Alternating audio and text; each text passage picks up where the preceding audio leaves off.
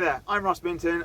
This is Grow Your Own Life. Please like and subscribe, that would be amazing. Something like 80% of the people who watch my videos don't subscribe, so if you could subscribe, I would love you forever. Anyway, without further ado, I'm going to get straight to it. I've had an allotment for a while now, but I'm having a rejig. So if you want to know how to start an allotment, if you want to know what to do because you've got an allotment or a corner of your garden you want to turn into a veggie patch to get some food rather than flowers, or maybe you're just interested in growing more food from yourself and lowering your carbon footprint, then this video and the next few videos that will follow over the next few weeks should be just for you. So clearing your allotment is dead easy as well. There's a few ways of doing it. There's the back-breaking way, which I don't do, but lots of people do and enjoy, and it's normally the way that puts a lot of people off, in my opinion, and that is double digging. It's not for me. It's been proven that you don't need to do it anyway by science. You actually can damage the soil and it can take 12 months to repair itself because of the microorganisms and stuff. But it's basically where you dig down twice the depth of a spade and you rotate the soil. And the idea behind that is that you bury, like, you pick out weeds and stuff as you're doing it, and then any other seeds that you miss, you're burying them twice the depth down. Yeah, it's a really good way, and it does clear the soil out really, really well. Some people go at it with a rotavator, so they get an allotment, a nice big patch of ground, and they go at it with a rotavator and they rotivate everything up. Worst thing you can do, because you chop up so many plants and one weed becomes 10 weeds and they grow everywhere. So whatever you do, if you decide to double dig and you decide you want to dig your allotment, don't rotivate it first, weed it first, get as many of the weeds out as possible, and then rotivate it afterwards. Otherwise you'll make your job twice as hard and you literally will make work for yourself. So don't do it. Yes, it looks amazing the first time you do it. You get your rotavator, you power it up, it's a big beastie machine, like that kind of thing, and you think you're a farmer and it's amazing. And then 3 weeks later you look at your soil and you've got 3 million weed seeds growing because you created them. So don't do it. Just don't do it. Weed it first, then rotivate it. If you don't want to do that, there's another way of doing it. What you can do is cover your entire plot with ideally some kind of really thick tarpaulin. It will work with cardboard, but cardboard eventually gets wet and then rots, so you need quite a lot and you'd have to replace it, you know, every few weeks.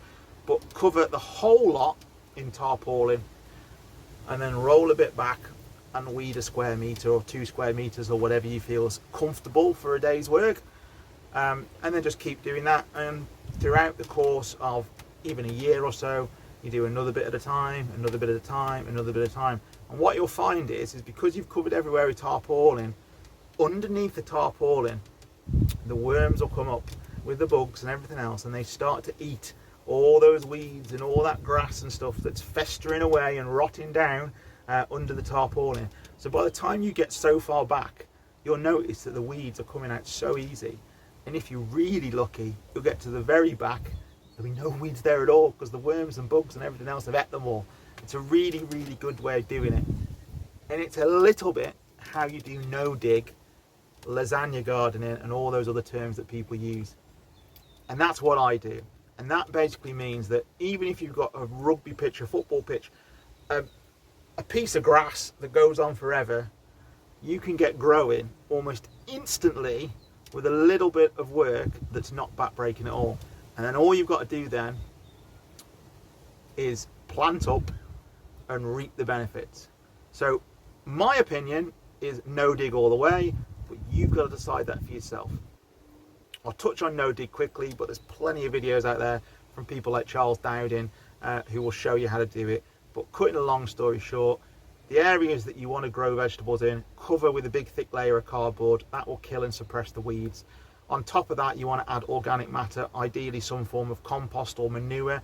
Try and stay away from horse manure because it's not like cow manure and stuff like that. The horses, they actually ingest the seeds and they poop them out, so you end up putting a load of seeds in, and for some strange reason horse manure is full of nettle seeds, and it can be a right pain.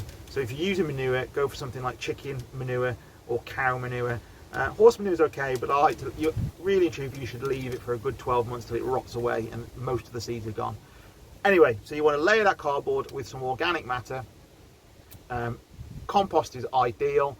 So there's your grass, there's your cardboard, then you put a big load of compost on top.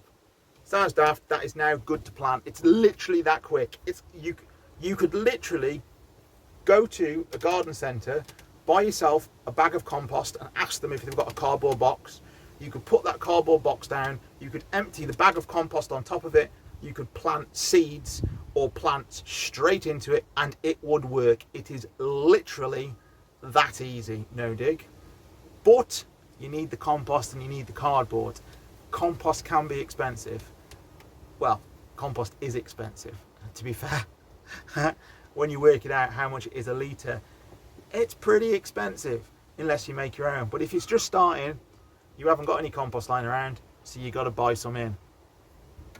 So it's up to you what you want to do. If you take on an allotment or a vegetable garden, that's amazing. It will be a little bit of hard work, but like everything in life, you get out of it what you put into it. If you think that you can just put in an hour's worth of work once a month and you'll walk away with £100 worth of free veggies, it's not going to happen. Allotmenting's probably not really for you, and stick to your containers in the back garden, this, that and the other. An allotment is quite a commitment, and I say to a lot of people, ideally you want to look at spending 2.5 hours a week on your allotment. I know that sounds like a lot, 2.5 hours a week, and you think to yourself, well, that's 10 hours a month. You don't have to do it every week. Just remember to bank those hours. Remember, if you don't go down your allotment in December, make sure that you're going down it in January, because otherwise the jobs build up. Weeds grow, and if you're not down there, they still grow. So by not being down there, you just make more work further down the line. So budget your time at 2.5 hours a week, and remember, if you don't go down, those jobs are still there, but you add them on to the following week. I know people that only go down the allotment spring, summer, and they have beautiful allotments and they're amazing because they're willing to put in 20, 30. I know some people down here that probably do 50 hours a week, you know, on their allotment, and their allotments are lovely and they get loads of food from them. I won't see them in the winter at all, but they're willing to put in the graft.